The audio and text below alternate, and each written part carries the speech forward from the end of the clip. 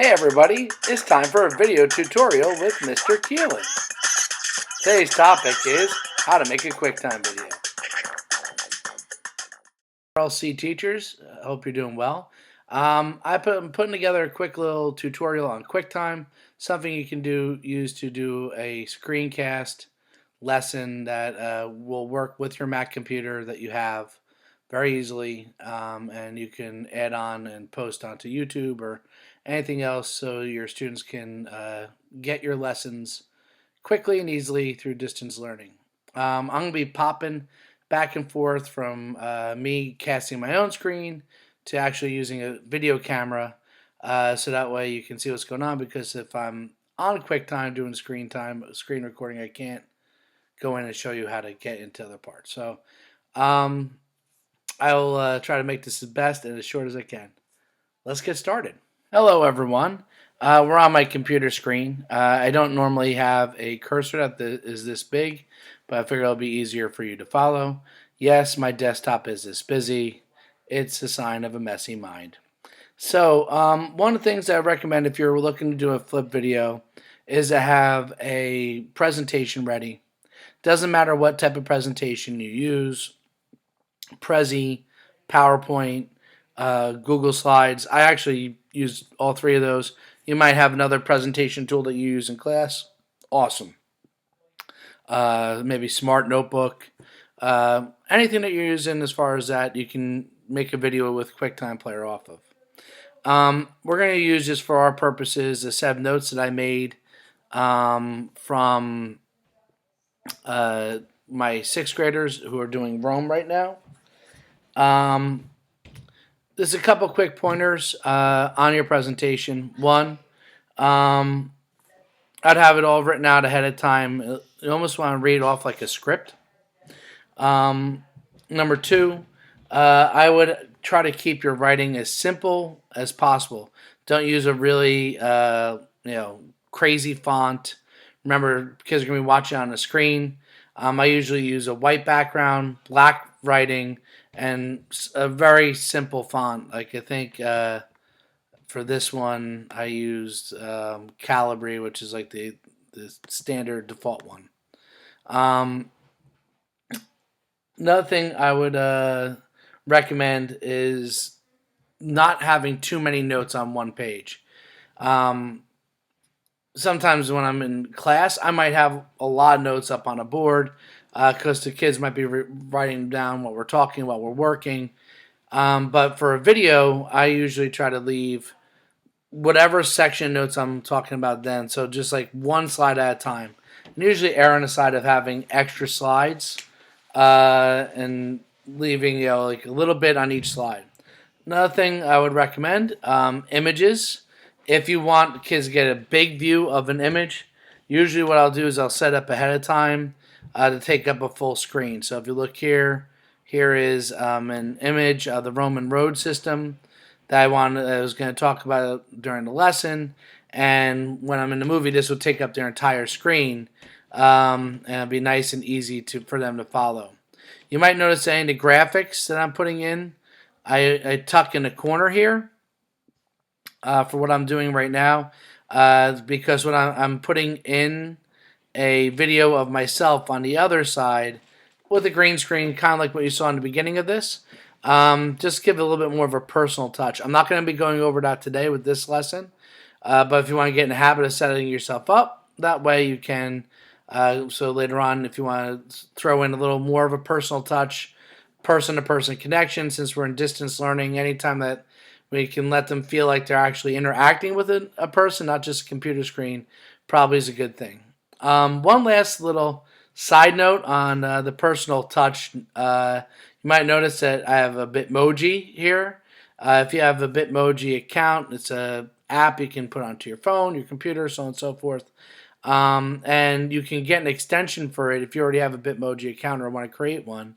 Make this little personalized version, cartoon version of yourself, and there's all these different ones you can put in. And there's an extension for Bitmoji that you can put onto Chrome. If you look up here, you go to the Chrome store and look up Bitmoji. It's a free app and just puts it right here on your toolbar, so that way you can select that and drag any of these into any of your presentations that you want. Here we are. I want to give everybody good vibes. There it is. So, oh, that's how apropos. Don't touch your face. There it is. So, there's the Bitmojis are a nice little personal touch for doing the presentations. I would recommend you try messing with. So let's get into actually doing the QuickTime video. I'm going to be bopping around from an actual camcorder to the screen, because when we are in QuickTime, I can't record screencasting QuickTime from QuickTime. So I'll be using the camera on the computer for that. But there's a couple quick things you might notice. There is a black button up here. That is showing that I'm actually recording this screen right now. When I click up here, it'll turn it off. But I'm not going to get to that just yet. I wanted to show you how to open QuickTime. So if you'll notice on the bottom toolbar of this Q, that is the QuickTime application. I want to show you how to find it very easily. First, you can do a spotlight search and type in quick, and it'll come up right away. There you go. Just click on it, it'll open. Or you can go to go to your applications, and scroll down to Q, and it'll be right there. I would recommend that you put it in your bottom toolbar, so that way you'll have it for easy access. This way it's something that you'll be able to work off of often if you want to make more flip videos for your kids. Okay, I'm going to be cutting over to the handheld camera now. I'm going to stop this and let's take a quick break. Hi, I'm back. We're now on the handheld camcorder. Once again, that big cursor hopefully will help you be able to follow along as we're going. One thing you might notice now, there is an icon. I saved the video to my desktop, which I usually recommend that you do. This way you can find it for easy access for editing later on. If we look up here, you can see QuickTime Player is open. Right? So I double click on it, and I'm going to go to File, and I'm going to go to New Screen Recording. You'll see that this comes up right here, this red button. One of the things I would recommend, is a little hard for me to, oh, I got it. There you go. You want to see that little drop down menu right there. You want to click and make sure your microphone is turned on. If you don't do this, it will just record the screen without your voice. And then you'll get angry and have to redo it. So always make sure the internal microphone is on. Number two, make sure the volume is turned all the way down, or else you're going to get a lot of feedback, and that will also make you sad. Let's avoid being sad. So we're going to go and click this. Now, if I click on here right now, click to record full screen, I am now recording the entire screen, which I didn't want to do, but I want to show you how to do that.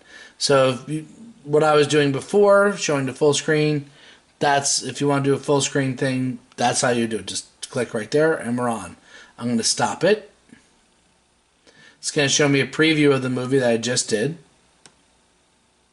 See, there's my mouse moving all over the place. Can even hear myself talking. I am now recording the entire screen. Yay.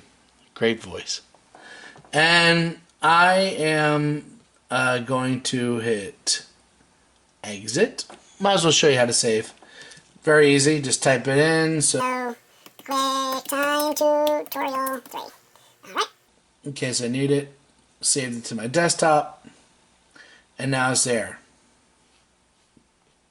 Let's go back. And now I want to just record that one small section of my PowerPoint. So I'm going to leave that open. I'll make it, nice and big.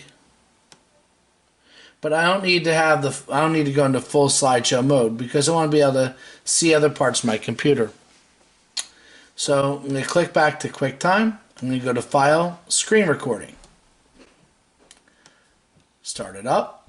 This time though, I'm going to click into the screen and highlight here. And then hit Start Recording. Now it's only recording what goes on in this small section instead of the entire screen. And this is a nice way where you can have a presentation set up like a PowerPoint, Prezi, so on and so forth. Just have it zoomed in that one spot and record. If you look, you can see the black record button still going up there. Now, as I go into my PowerPoint, the students are only going to see what I selected. You can see I didn't do the best boxing of that. I'm cutting off a little bit of my imagery. Oops. But it's okay because I'm not saving this to send to the students. So you want to be real careful and not do what I did, because when the movie is going to be done, you're going to see it'll only show whatever's there. So that part of the screen will get cut off. There's that image, so on and so forth. One of the things I always recommend for a flip video, have a closing question, an exit ticket type thing to go with it, to have them post or comment. It's a way of knowing that they watched it. And I usually set the objectives at every lesson so they clearly know what this lesson is going to be about. Alright, I'm going to stop recording this and stop recording my camera and come back. So stop. As you can see, only the section. Now it's only recording what goes on in this small section instead of the entire screen. See? There we are. And as I move forward, you can see it's just a movie of this. If I want to go into full screen, I can hit Command F and see what it will look like on a full screen for the students. I can escape. And if you just hit the red button, it's gonna give you a warning. And if you want to save it, make sure you save it. So I'll call this QT tutorial 4. All right. I'm gonna wrap this all up for you. Be right back. Thanks for watching, everyone. If you have any questions, feel free to shoot me a message on email or anything of the other different platforms we're on right now, and I'll try to talk you through if you're having a little bit of difficulty getting your first one set up. I'll be posting a video later on in the week showing you how you can do some green screening. Not that you have a green screen, but there's some quick, easy things that you can do to make one for yourself, or how to even put just put a video like I'm doing right now of yourself in to your presentation to personalize it. Have a great one and a great week. I also attached a PowerPoint of the notes I made for myself, so you can follow along in writing on how to make a QuickTime. Thanks again for watching. Hope you enjoyed also the view of what I've been doing in quarantine. Bye-bye.